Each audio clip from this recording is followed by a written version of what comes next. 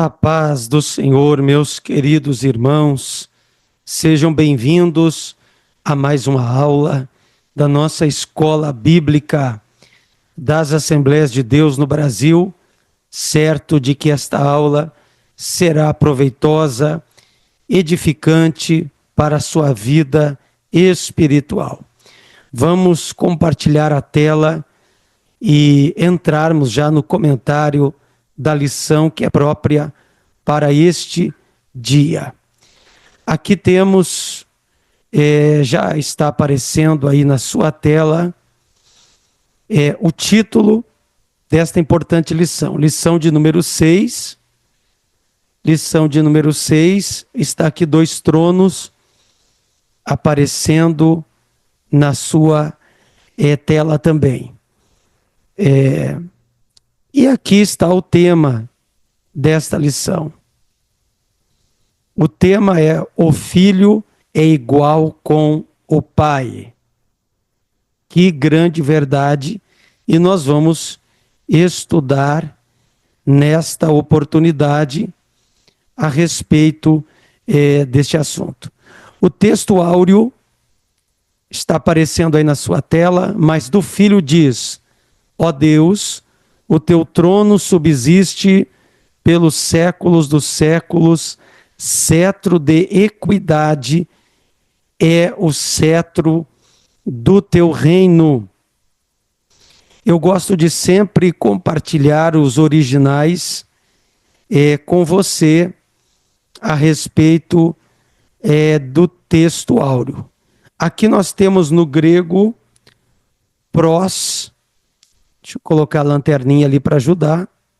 Aqui. Pros de ton huion, rotronos su roteos, eiston aiona tu aionus kai, re hadros, rabros, tes eu tu tetos, rabros, tes basileia su. Então, está aqui Hebreus 1:8,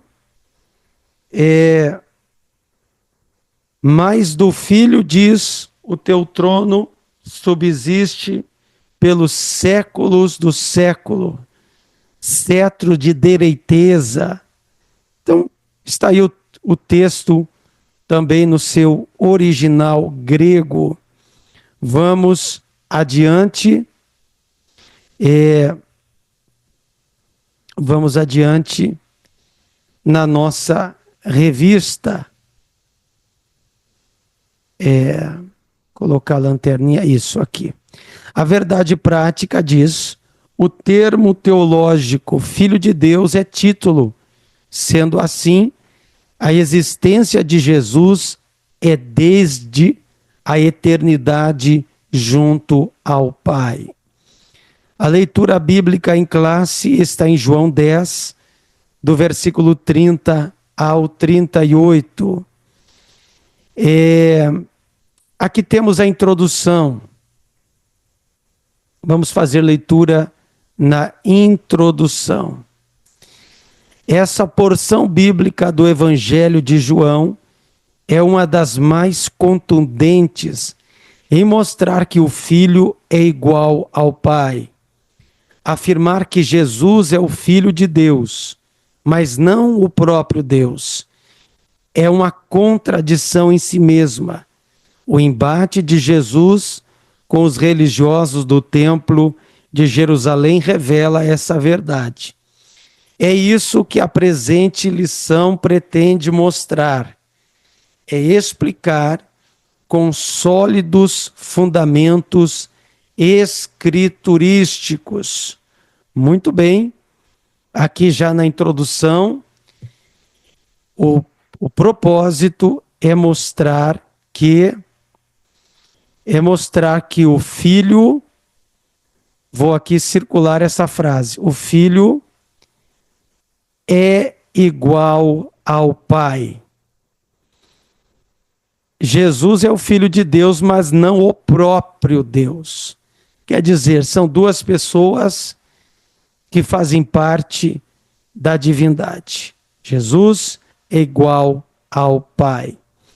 Vamos adiante e na sequência da leitura da revista ficará muito mais claro.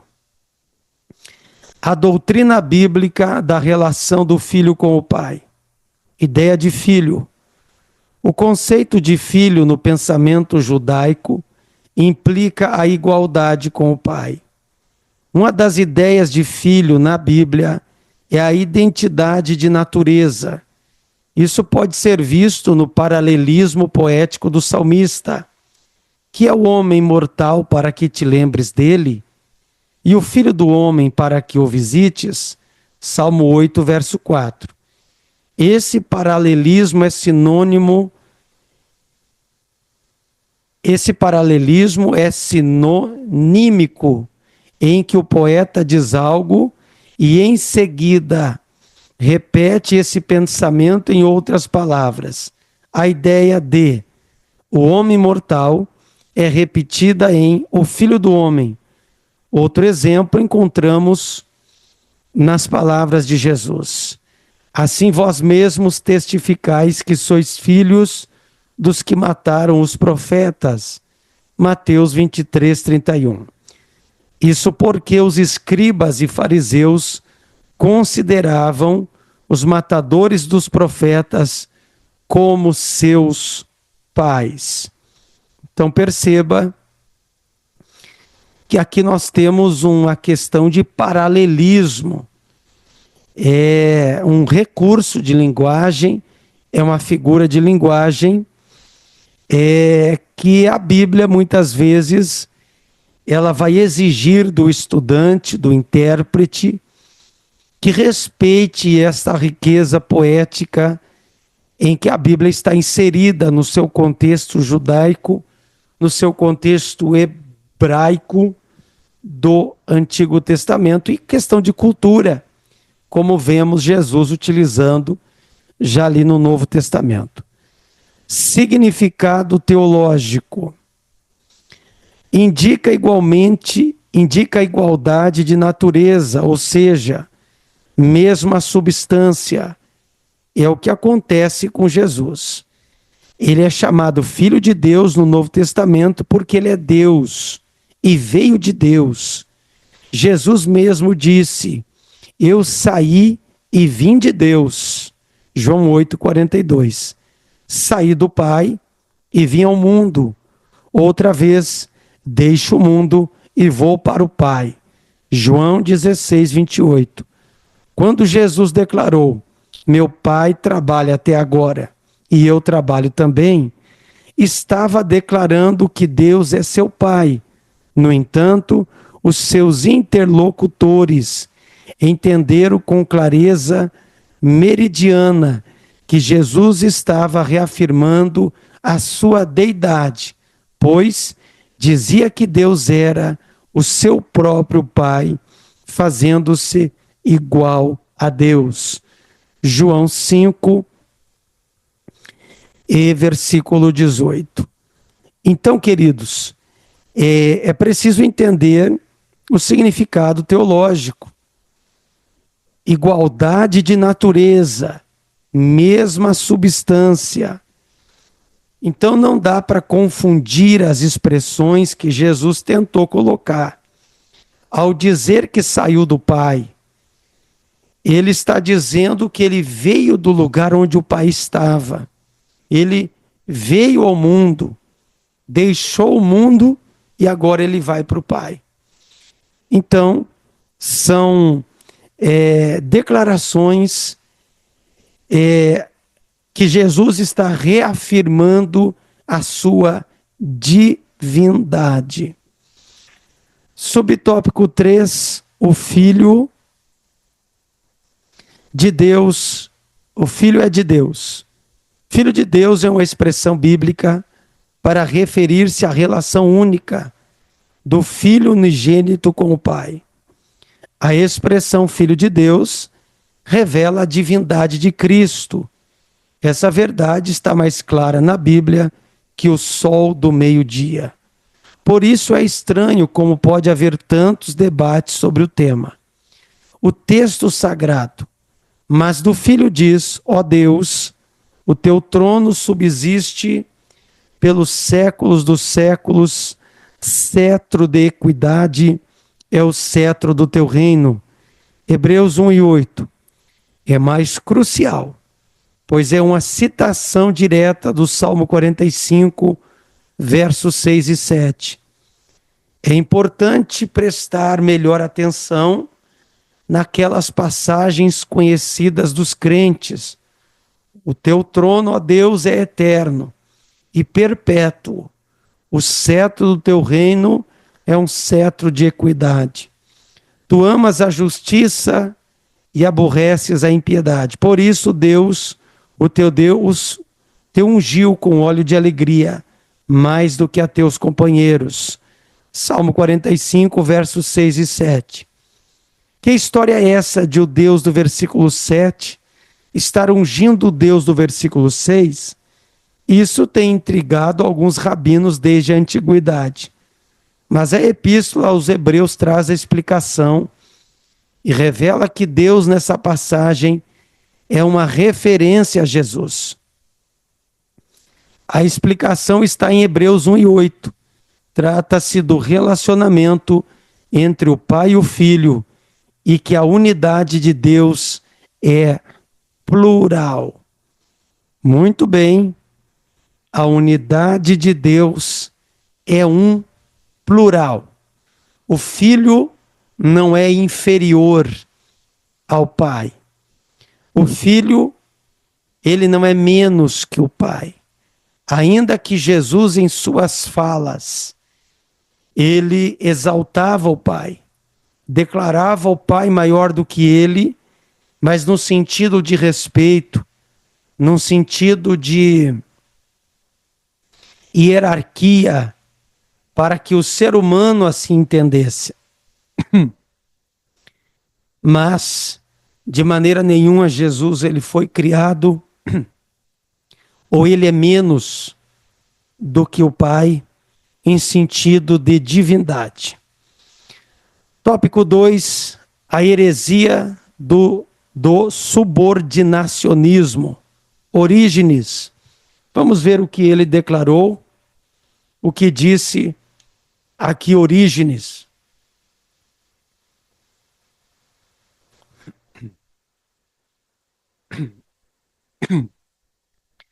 O subordinacionismo é toda doutrina que declara ser o filho subordinado ao pai, ou um Deus secundário, ou menos divino que o pai.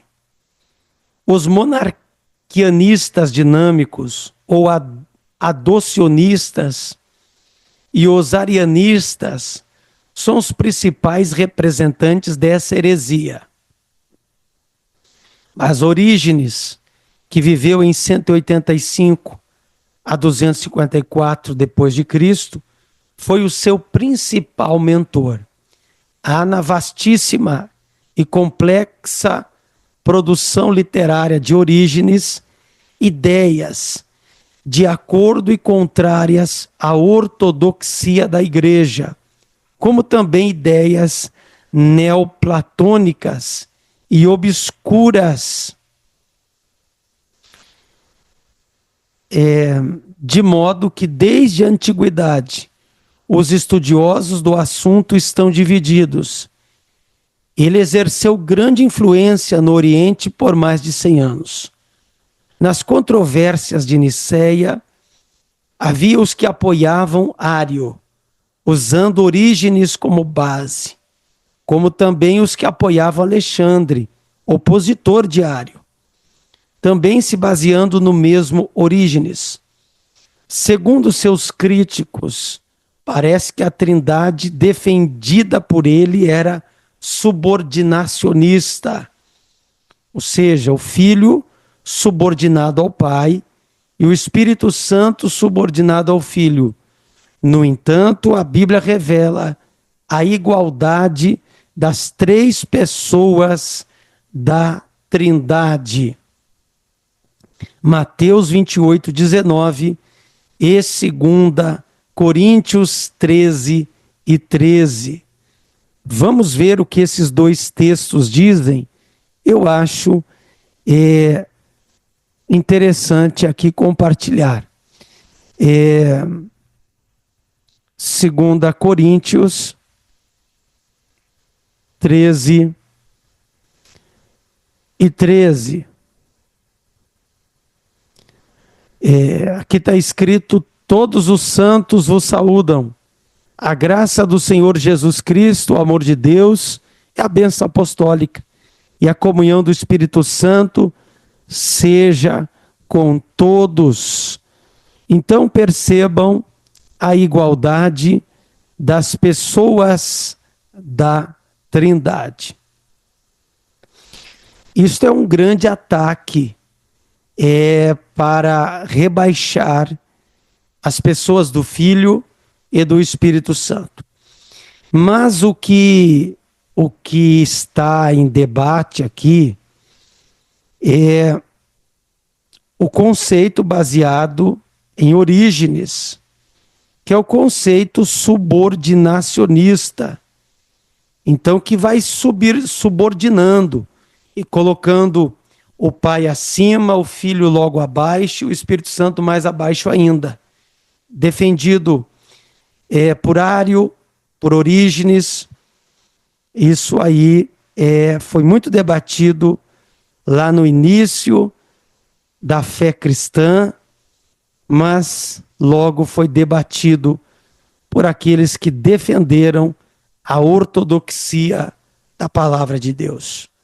No período pré-niceno, o subordinacionismo foi nos séculos 2 e 3 uma tentativa, ainda que equivocada, de preservar o monoteísmo, mas que negou a divindade absoluta de Jesus.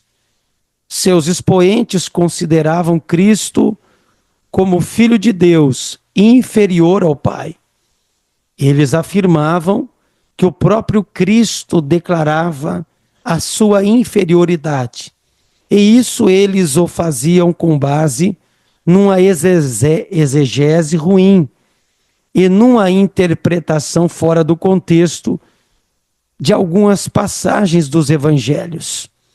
Então percebam que antes do Concílio de Nicéia, séculos 2 e 3, eles defendiam esta inferioridade de Jesus por Ário, daí vem o arianismo, negando a divindade de Jesus, dizendo que Jesus foi criado, e negando até, como eu disse antes, a sua divindade, e colocando ele numa inferioridade junto ao Pai. O que na Bíblia parece não ser bem isso. Então precisamos tomar cuidado para que essas novas heresias não ganhem espaço em nosso meio. Métodos usados pelos subordinacionistas.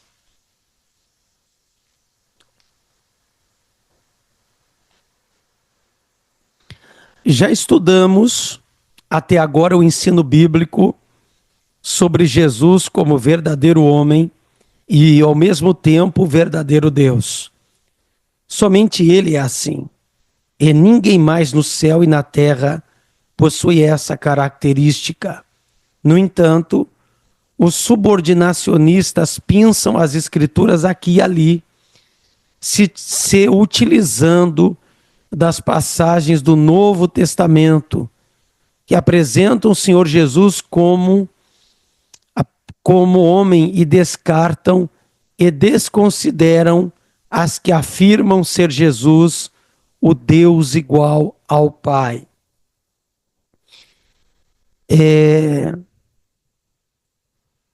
Então os subordinacionistas, eles estão, como diz aqui o texto, a revista, eles pinçam as escrituras se utilizando das passagens que apresentam Jesus como homem e descartam e desconsideram as que afirmam ser ele igual a Deus, igual ao Pai. Quer dizer, é próprio dos hereges pegar textos isolados e desconsiderar a hermenêutica séria, aquela que diz que existe um método de interpretar a hermenêutica, o contexto, remoto e o contexto geral. Não dá para pegar um texto isolado e fazer dele uma doutrina. É preciso olhar para a totalidade da palavra de Deus e dali sim ver o que a Bíblia diz. Nós temos aqui o ponto 3, como o subordinacionismo se apresenta hoje, no contexto islâmico. O islamismo não considera Jesus como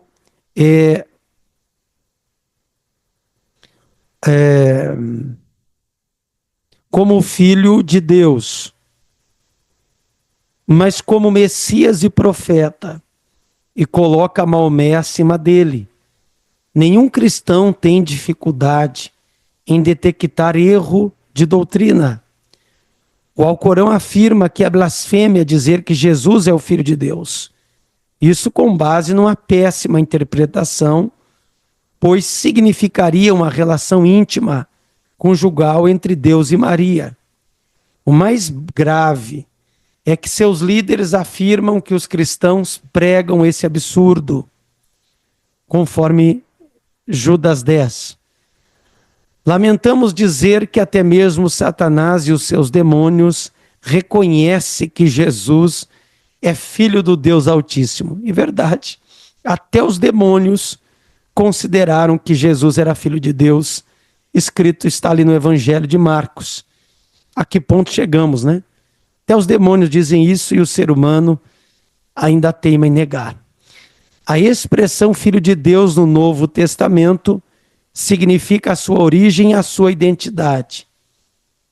E não segue o mesmo padrão de reprodução humana. Jesus foi concebido pelo Espírito Santo. Então, olha só, a expressão filho de Deus significa a sua origem e a sua identidade. Jesus é filho de Deus por causa da origem. Ele veio de Deus, ele é de Deus, ele é a essência de Deus. E não segue o padrão de reprodução humana. Não adianta querer entender coisas celestiais baseados na mera vida terrena. Vamos adiante aqui. O movimento das testemunhas de Jeová. Este confessa publicamente que crê na existência de vários deuses.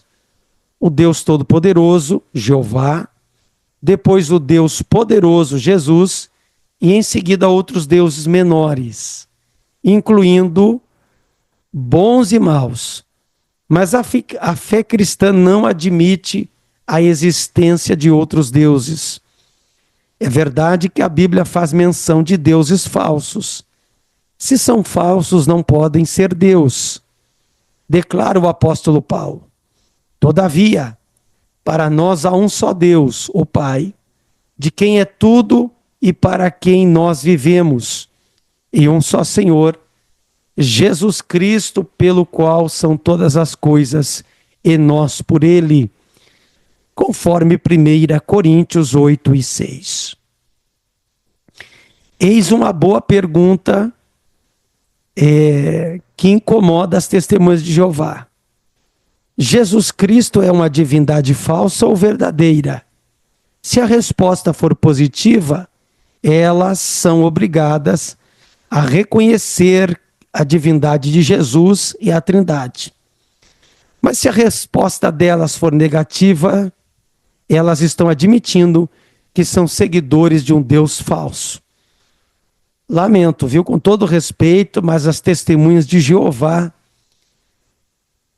fazem uma complicação teológica muito grande.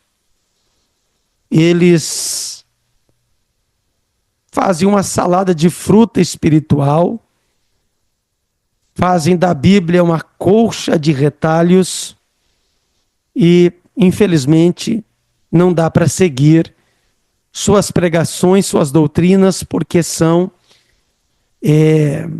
péssimas no que tange à hermenêutica, a exegese, é cheia de complicações.